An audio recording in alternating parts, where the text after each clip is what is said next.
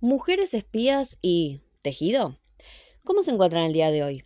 En un video anterior les hablé acerca del espionaje y el tejido. Sin embargo, fue un video muy corto que dejó muchos datos afuera. Por eso, quería traerles la historia de algunas de estas mujeres que más destacaron en su servicio como espías, utilizando el tejido como estrategia. Desde la Guerra de Independencia estadounidense hasta la Segunda Guerra Mundial, se usó este método de encubrimiento. ¿Y por qué utilizar el tejido? Simple, porque ver a una mujer tejiendo o transportando materiales de tejido era algo tan cotidiano que no levantaba sospechas. Mucho menos durante los conflictos bélicos, donde se instaba a las mujeres a tejer medias, gorros y pasamontañas a los soldados combatientes. En Bélgica, por ejemplo, durante la Segunda Guerra Mundial se contrató mujeres mayores que vivían cerca de los patios de trenes para agregar códigos a sus tejidos informando sobre los viajes que efectuaban las fuerzas enemigas. Así, cada vez que pasaba un tren, la tejedora cambiaba la puntada, dejando intencionalmente agujeros en su labor para luego entregar esta prenda a un soldado del ejército donde servían. Pero, ¿quiénes eran estas mujeres? Acá les dejo un recorrido por la historia de algunas de ellas. Molly Mom Rinker. Durante la Guerra de Independencia de Estados Unidos, las tropas británicas se apoderaron de las casas de los colonos, y en consecuencia, muchos de ellos se volvieron rebeldes.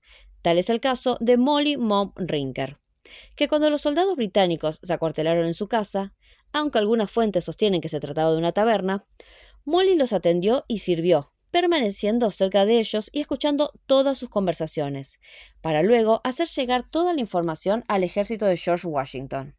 ¿Y cómo?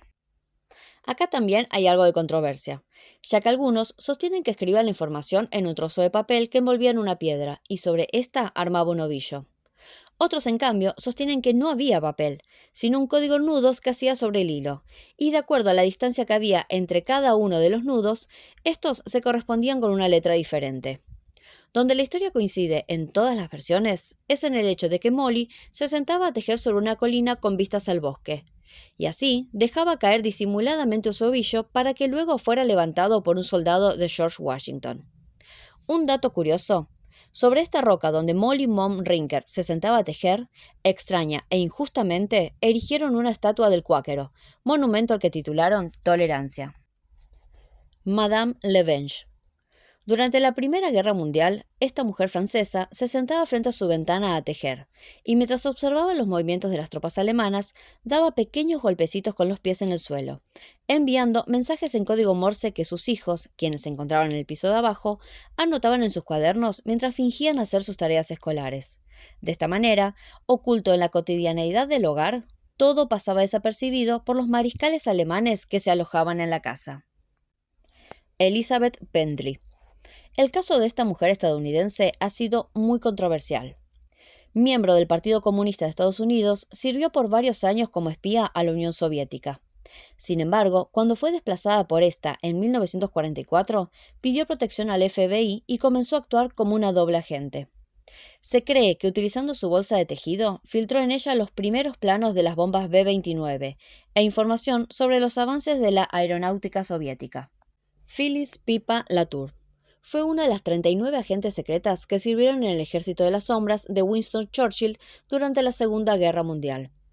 Llegó a Francia el 1 de mayo de 1944, y como era una mujer de acción, lo hizo lanzándose en paracaídas en Orne, Normandía, para operar utilizando el nombre clave Genevieve. Gracias a su contextura, se hacía pasar por un adolescente cuya familia se había mudado a la región para escapar de los bombardeos.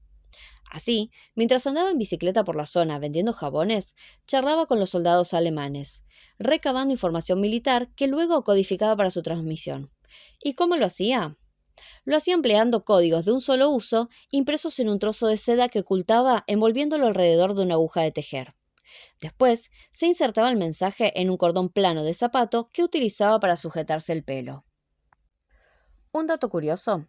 La familia de Phyllis no conoció su historia hasta muchísimos años después, cuando por fin ésta accedió a dar una entrevista. Ahora sí, llegamos al final del recorrido del día de hoy. Si conocen algún dato más, háganmelo saber en comentarios. No se olviden de dar like y suscribir, que con eso me ayudan un montón. Nos vemos en el próximo video. ¡Chao!